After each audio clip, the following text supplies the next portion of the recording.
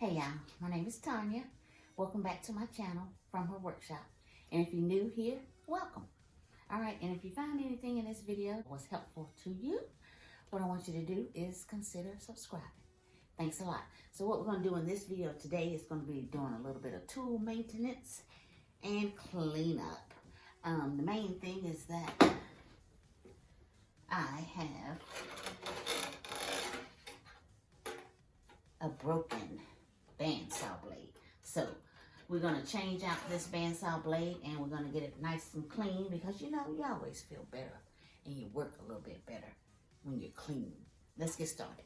All right, y'all. So this is what I picked up in one of the big box stores to replace the bandsaw blade that snapped in half. And this one has 3 different sizes in here and it's 62 inches in length. Now, if you don't know what size you need, they have the measurements right here inside of this door.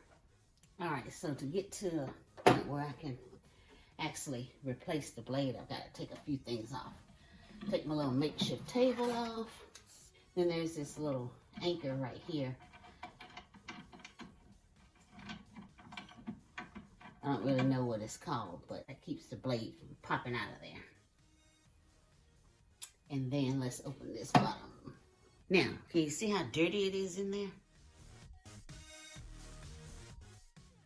But this exposes the 2 wheels that are in here. And this is what is going to hold the bandsaw blade. Now here's a little door here. See that in there? Normally, I have been using this one right here, the 1/8 inch, but I think I'm going to go up to the 1/4 inch for this right here. And this shows you that it has 6 teeth per inch, whereas this one has 15. So you can kind of see that's tiny little teeth, bigger teeth. And this is a 3/8 inch one right here. It still has the same amount of teeth per inch. Now this is how the blades come packaged in here. And they're all together. So I mainly want this one. Let's see if I can get this one away from the rest of them without them all just flying open, which they will do. There we go. All right, so before I put this blade in here, there's some knobs that control the tension so that you can put this blade in here. One of them is up here and there's a couple in the back. We're just going to zoom in on this one up top. So there's a little handle in the back, and once you move it, it's just finite little movements. And then this one helps with the tension also. All right, so let's just make sure we're putting it in here correctly. Your teeth are going to be facing out. We're going to slide it through this little slot here. There's some little... And remember, y'all, I don't know all the technical names for these things. So essentially, we're learning this together.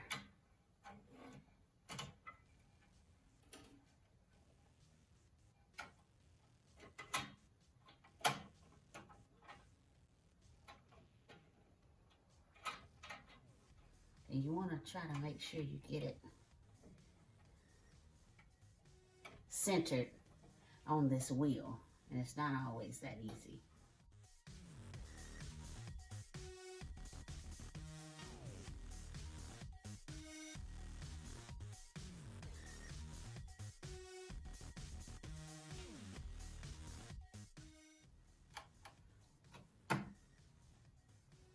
That'll keep that from popping out while I'm adjusting.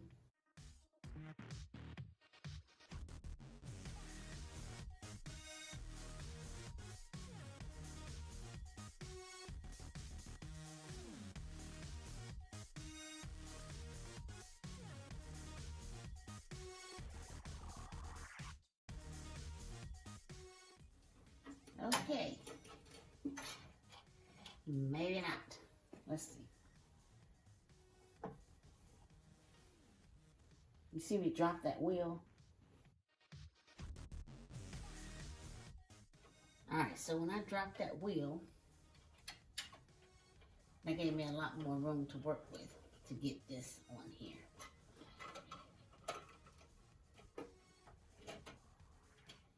Now, I'm just going to use the little lever in the back to bring this wheel back up. Put a little tension on it.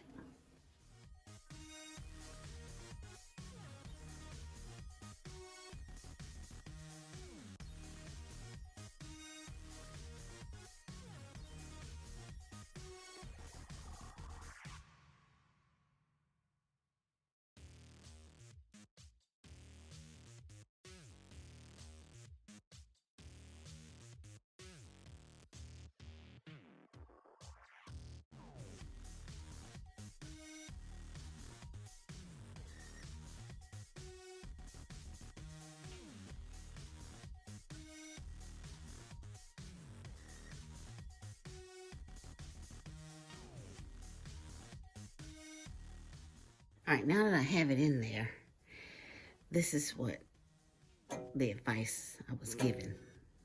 Kind of thumb it a little bit, make sure it doesn't have too much wiggle room. Okay? All right, I had to clean that up so y'all can see these two little divots right here. You need to have this centered in between them, and it kind of guides it so that it doesn't bounce around and flip out of there. So I'm going to close the door on that. So these are the levers that I was moving up and down to release the tension or tighten the tension to get the bandsaw blade on, as well as this one right here. And then this one right here, this knob right here, adjusts the height up and down. And you can hand turn it to see how it's fitting. If it's doing what you want it to do and sitting where you want it to sit. All right, so what we're gonna do now is plug it in and test it out. Make sure you always have your doors closed, just in case you don't have it centered correctly and it wants to fly off the wheel. Now before I turn it on, what I wanna do is put this little, I'm just gonna call it a divot, doohickey, whatever, back in there. Okay, let's find a little piece of wood to cut. All right, see the little teeth there? All right, let's turn it on.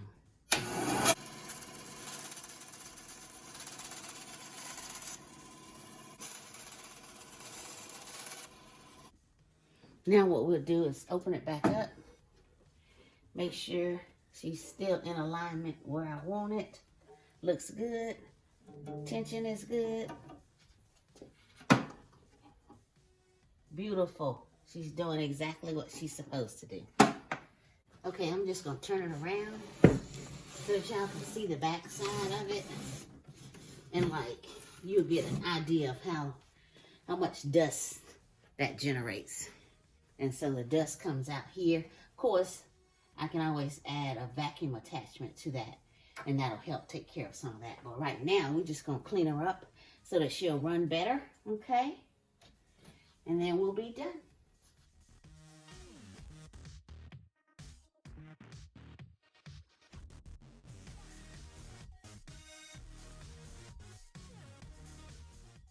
All right, y'all. Thank you so much for watching the little video on tool maintenance. Please keep your tools nice and clean. They'll run much longer for you. They'll work much better for you. And you'll get a lifetime of good projects out of them, okay? Don't forget to subscribe to the channel. Hit that notification bell so that you don't miss any more of these little helpful videos to maintain your tools in your garage and your workshop.